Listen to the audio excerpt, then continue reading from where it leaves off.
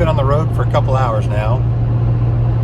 Left the house at 7 and just went through Waco, and I'm coming into Hillsboro, and I'm headed to Commerce, Texas. And why am I going to Commerce? Well, I bid on a piece of equipment on auctiontime.com and I won. I paid a little bit more than I wanted to, but still a good deal. So hang tight and I'll show you what it is.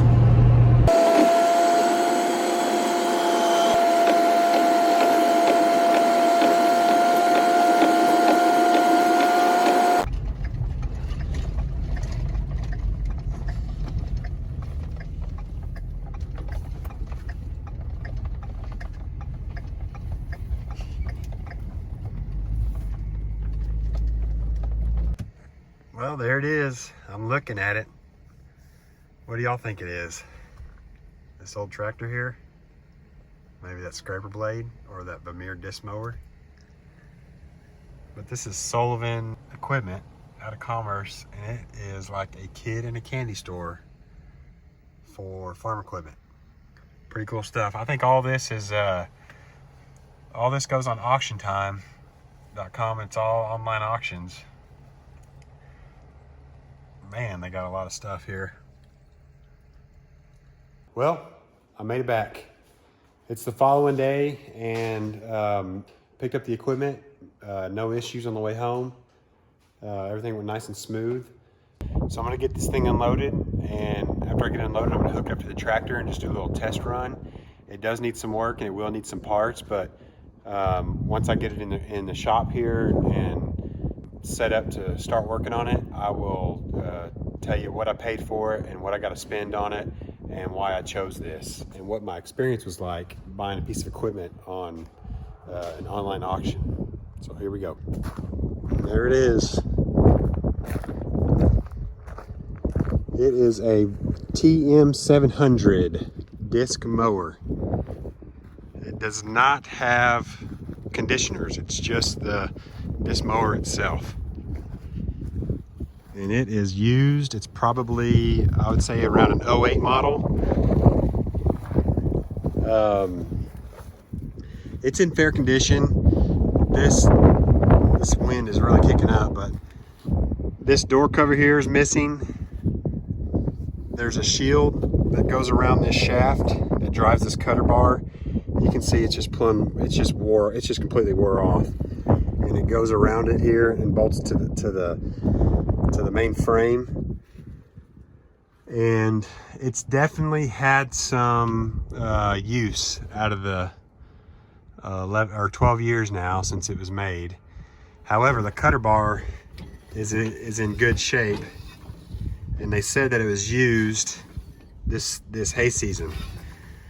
So let me get this thing unloaded, and I'll get in the shop and I'll get into the details about it.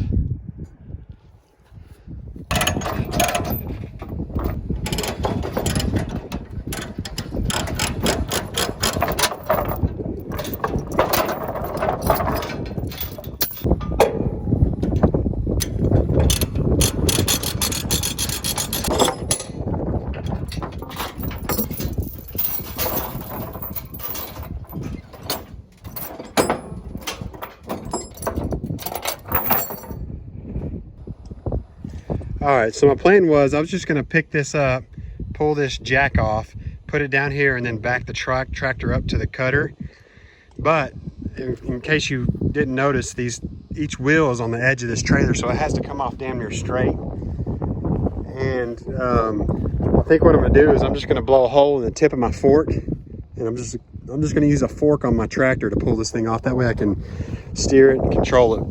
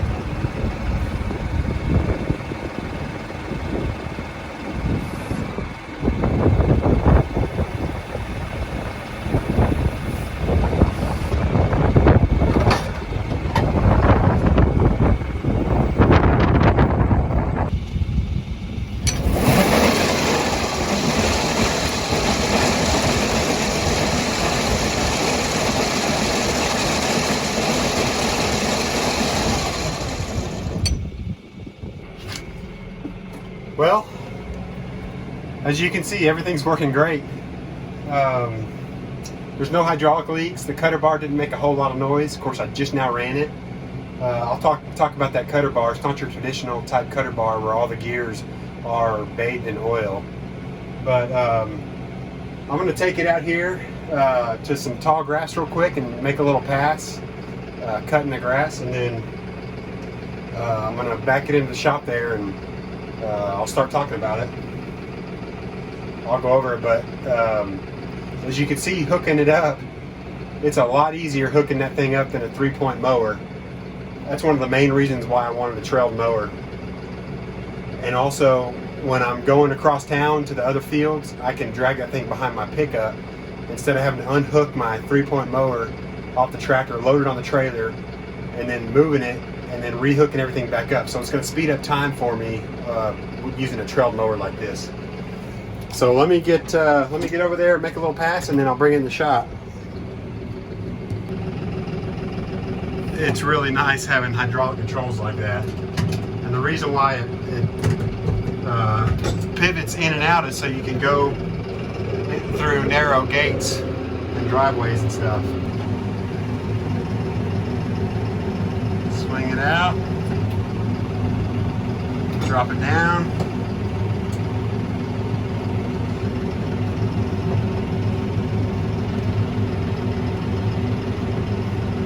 Gauge the PTO. Let's see what happens.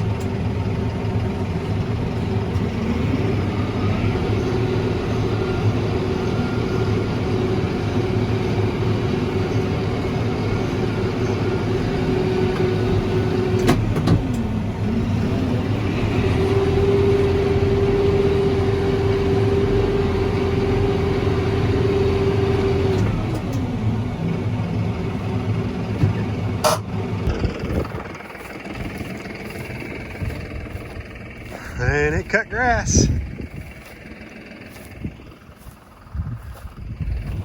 There you have it, that's a 9'2" cut.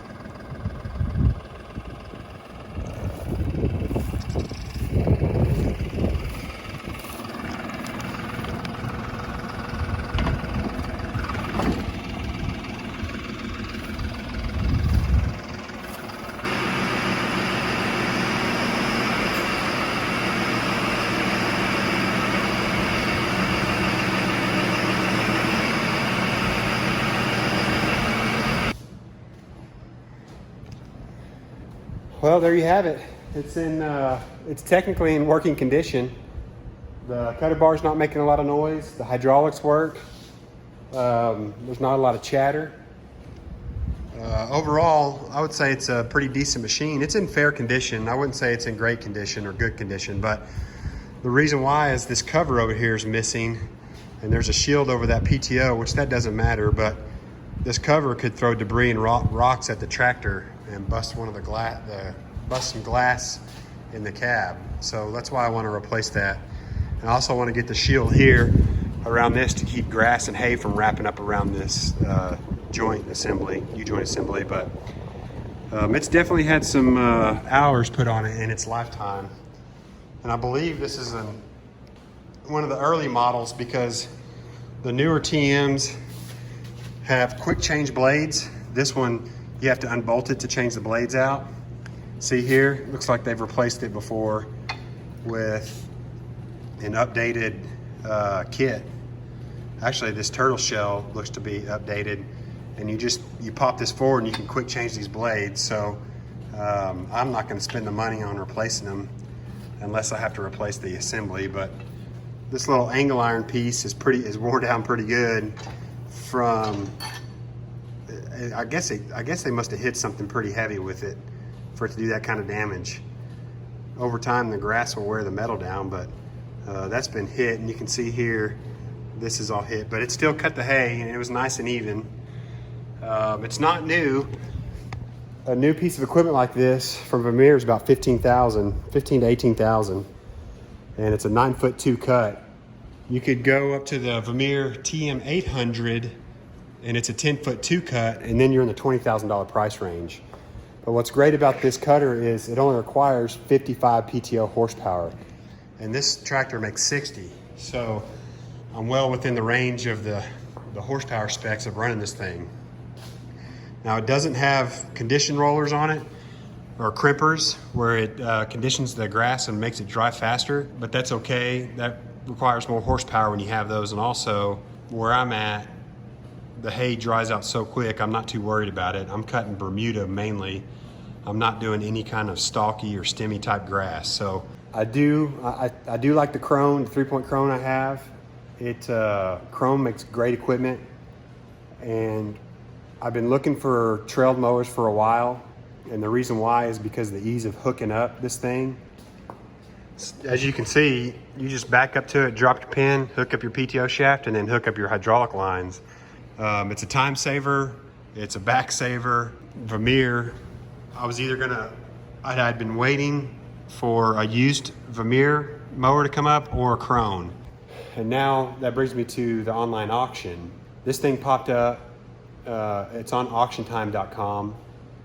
I had a set price in mind, and I'll just tell you right now, $2,500 was the most I was willing to pay for this.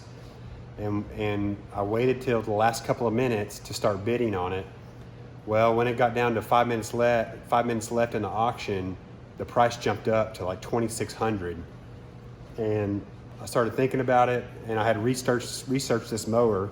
Within the last 30 seconds, it was at $2,900. So I said, all right, I'm gonna go $3,000, that's it. If I don't win the bid at $3,000, then I'm done. I'm just gonna keep waiting for something else to pop up down the road. So I bid $3,000. Well, I won it. And this was in Commerce, as you saw earlier in the video. I had to go pick it up. So I paid $3,000 for this thing. And the reason why I was willing to take the chance on it is because each one of these turtles, or these gear assemblies, are separate from the whole cutter bar. Your cutter bar is the most expensive part of a mower. And this thing is simple because you have a gearbox. It goes straight down to a double U joint, which it never binds up. It's just a straight shot, and it turns this outside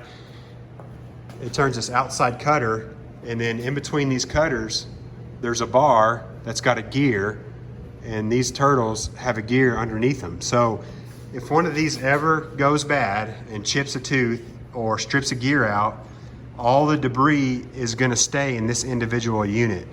This isn't an oil bath assembly like most cutters.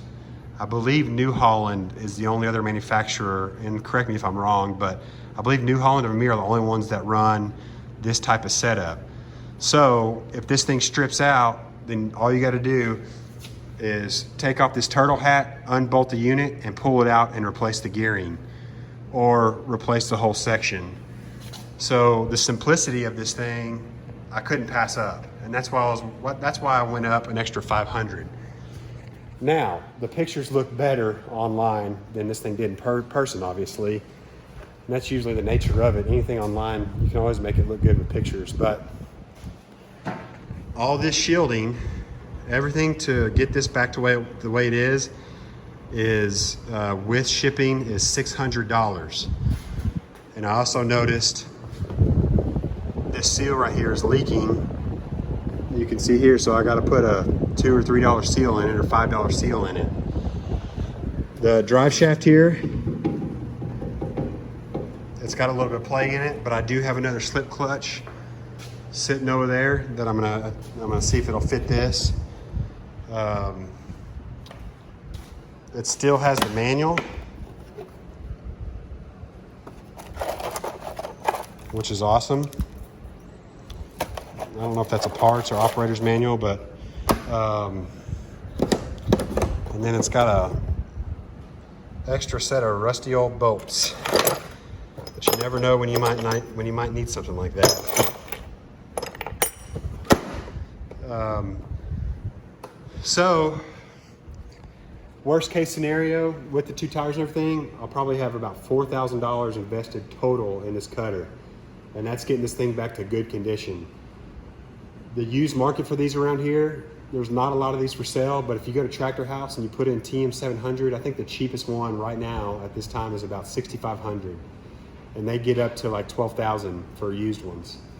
Of course, the newer the model, the more expensive, but The area I'm in, there's not a lot of hay equipment around here because there's just not a lot of hay farming or row crop farming in the hill country where I'm at. Everything east of 35 around Taylor, Bastrop to northeast Texas and North Texas, you can find deals all the time. But